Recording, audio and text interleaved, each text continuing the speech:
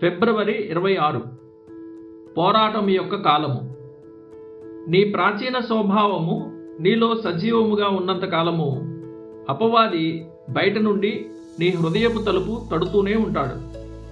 సాతానుతో మనిషి చేసే పోరాట కాలం అతని జీవిత కాలమంతా ఉంటుంది.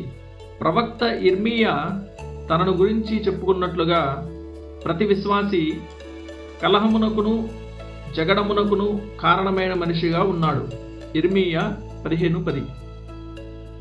ఒక వ్యక్తి ఎప్పుడైతే పరిశుద్ధుడిగా మారుతాడో అప్పటి నుండి ఈ పోరాటం మరింత తీవ్రమవుతుంది.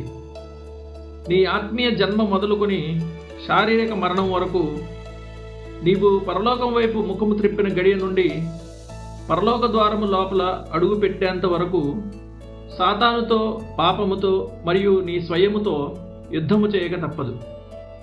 ఐగుప్తు నుండి ఇశ్రాయేలీల ప్రయాణము చీకటి శక్తులపై మన యుద్ధ ప్రకటనకు సాదృశ్యముగా ఉంది.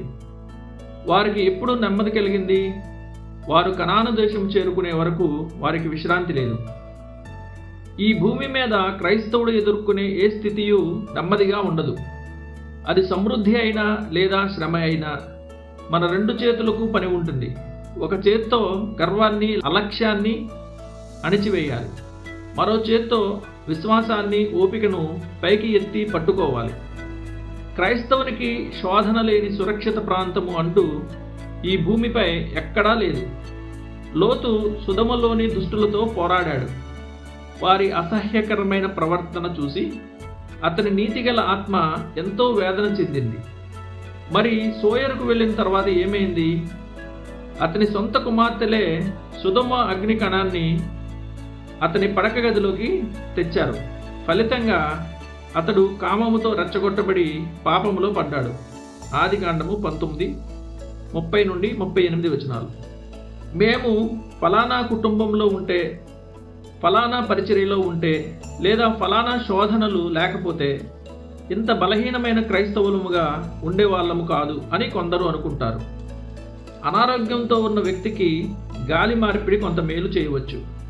కానీ స్థలము మార్చినంత మాత్రాన సాతాను నుండి తప్పించుకోగలమని నీవు అనుకుంటున్నావా?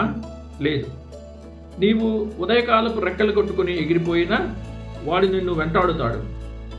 పరిస్థితులు మారితే వాడు శోధించే పద్ధతి మారుస్తాడేమో కానీ నీపై వాడు వేసిన పన్నాగాన్ని మాత్రం వదులుకోడు. నీలోని ప్రాచీన స్వభావం వాడికి మిత్రుడు. అది నీలో ఉన్నంతకాలం వాడు బయట నుండి తలుపు తడుతూనే ఉంటాడు. ఈ దుష్ట విరోధి ప్రతి అవకాశాన్ని వాడుకొని నిన్ను సవాలు చేస్తాడు.